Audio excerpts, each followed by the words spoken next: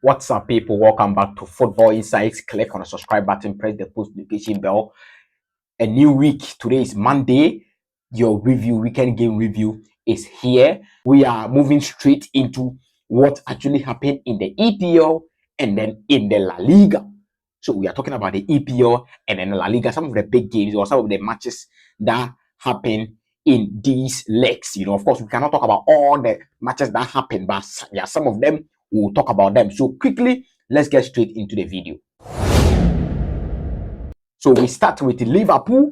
Liverpool won by 2-0. First goal scored by Diego Jota, assisted by Mohamed Salah, and then Mohamed Salah also scored again. So Liverpool, of course, generally they have a problem. Their problem is the defensive midfield. That has always been their problem from last season to this season. That has been their problem. If they have a DM, they can really challenge for the title, but they don't have the DM yet. They wanted to, go and purchase or go and buy Martin Zubimendi, but it looks like Martin Zubimendi is staying in Spain. He's staying at Real Sociedad. So I don't know why Martin Zubimendi decided to stay last summer, because he gave Liverpool the impression that he is ready to come, and then they should go and trigger his release clause, which is 60 million euros.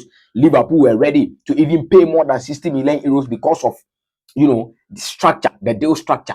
But at the end, Martin Zubimendi decided to stay at Real Sociedad. But their problem has always been the midfield, especially the defensive midfield role.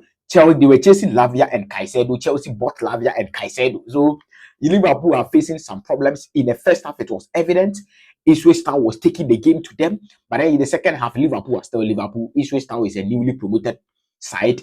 You can see Kieran McKenna. You can see his idea with Ipswich Town. So I think they will do well.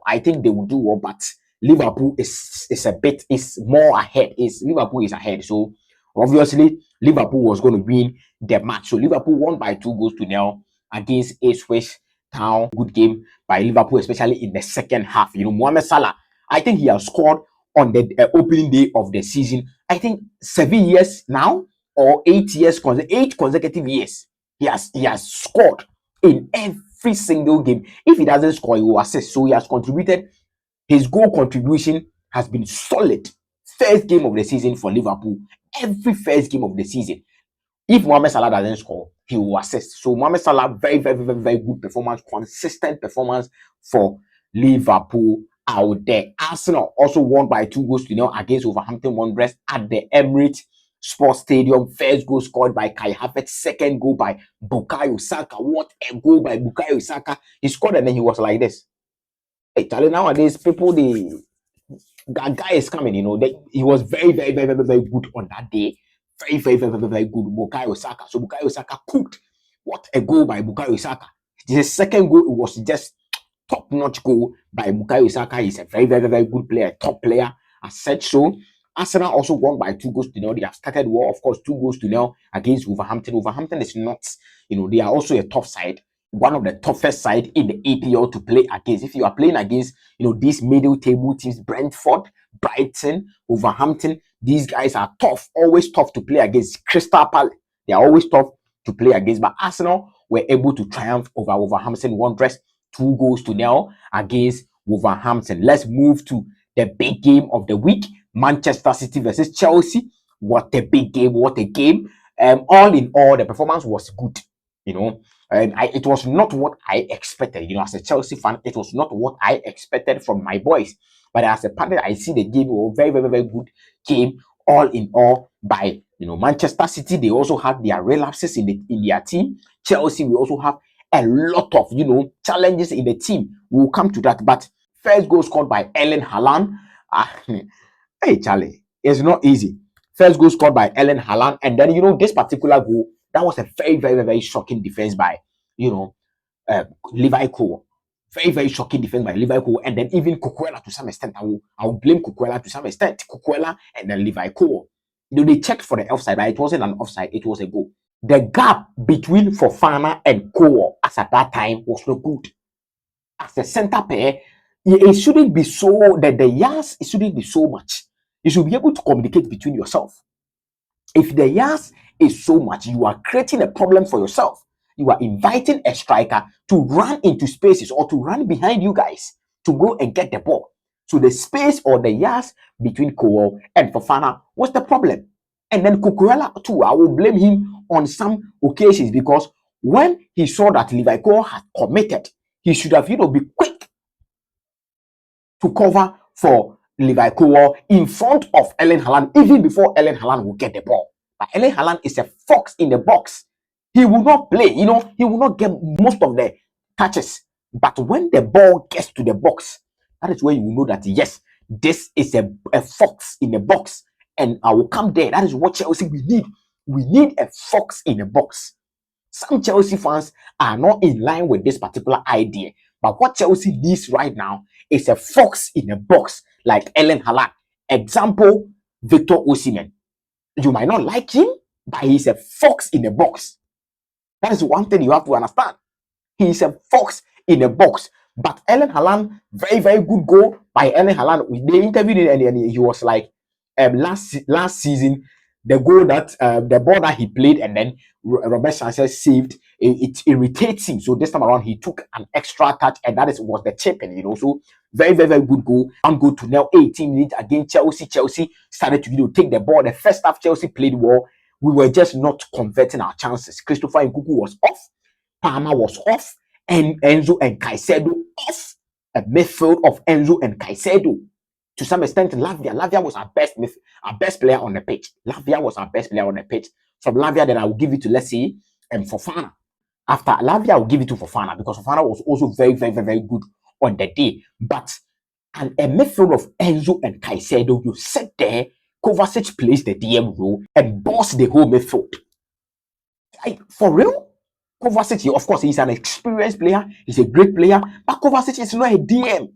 That Caicedo and Enzo Lavia, you will sit there and you will allow Kovacic to boss the whole midfield. Yesterday, he was everywhere. Kovacic was virtually everywhere. He was man of the match yesterday. Scored one goal, a top goal by Kovacic. He doesn't score much. He doesn't score goals, most often. But anytime he will score a goal, you will know that, yes, Kovacic has arrived. So Kovacic, very, very, very good play by Kovacic. They sit there, 84th minute, Kovacic scored that brilliant goal. And then I don't know what Omofo was doing. If you know Robert Omofo, you know Robert Sanchez. I don't know what he was doing, bro. You have been saving. He did some couple of really, really, really top saves, like the Doku shot.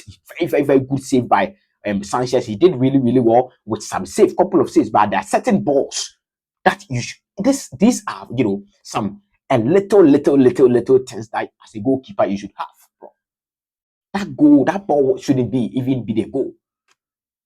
But Robert Sanchez, it was a goal.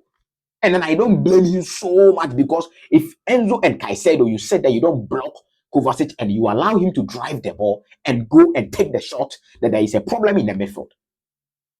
Enzo Maresca, you have to be bold. Enzo, Caicedo, Lavia, bench one of them. The three of them cannot play together. Bench one of them. At least we have not seen. At least what we are seeing now, they cannot play together. If you will work on them, that is fine. But Enzo, in an advanced position, he cannot do that. He doesn't have the ability to score more goals. So in my opinion, Nkunku should come into the central corridor, into the central areas. If Nkunku will not come, Palmer should drift into the central corridor. But if you play Enzo there, Enzo is going to limit you, because his goal scoring ability is low. And then let me come to one also key point that I think was very, very, very key yesterday in the game, and that was Raheem Sterling. I think his statement affected Chelsea in some way. Let me read his statement. Enzo Maresca has been taking some bold decisions in Chelsea. Chukwuemeka, he's willing to sell Raheem Sterling. Even Raheem Sterling, what we are hearing, Chelsea are willing to sell Raheem Sterling. And then, I love his boldness. But yesterday, I think, Raheem Sterling should have started the game. That is what I think. Not even if he will not start, at least match day squad, he should have make it.